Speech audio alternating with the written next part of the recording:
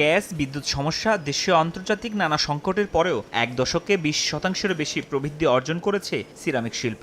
দেশের চাহিদা মিটিয়ে হচ্ছে রফতানিও।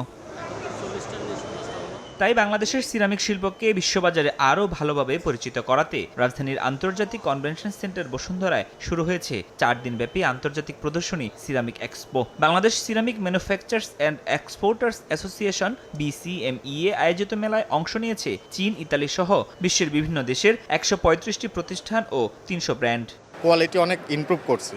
আশা করি বাংলাদেশের সিরামিক ইন্ডাস্ট্রি দিন দিন আরও এগিয়ে যাবে। প্রতিযোগিতার বাজার, এখানে মানের দিক দিয়ে সবাই সচেতন। আমরা ইম্পোর্ট করার সময় we are still paying additional tax duty on the import of moisture in the content of our raw materials. আমাদের ইম্পোর্টের রিলায়েন্সে কেন থাকতে হবে? এটা তো আমাদের জন্য একটা লস। সবাই কাস্টমারের কাছে কোয়ালিটির মাধ্যমে নিজের অবস্থান তুলে ধরার চেষ্টা করছে। মেলার উদ্বোধনী অনুষ্ঠানে রফতানি খাত হিসেবে সিরামিক শিল্পের সম্ভাবনা কাজে লাগানোর পরামর্শ দেন বাণিজ্য উপদেষ্টা। চলুন একসঙ্গে উদ্ভাবন করি, এই শিল্পের সম্ভাবনা কাজে লাগিয়ে বৈশ্বিক প্রতিযোগিতায় আমাদের শিল্পকে এগিয়ে নিয়ে যাই, একসঙ্গে সফল হই। এ সময় বক্তারা বলেন, সংকট মোকাবিলা করতে পারলে আগামী দিনে বড় বাজার হতে পারে সিরামিক শিল্প। আমি দেশি এবং বিদেশি ব্যবসায়ীদের বাংলাদেশে বিনিয়োগ করতে বলবো। বর্তমানে সিরামিক শিল্প অন্যতম সম্ভাবনাময় একটি খাত।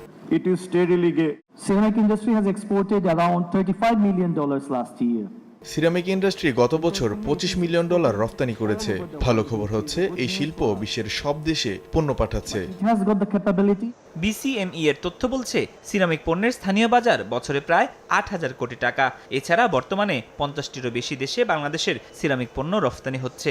এর মাধ্যমে বছরে আয় হচ্ছে প্রায় 500 কোটি টাকা। ফরহাদুর রহমান, সময় সংবাদ, ঢাকা।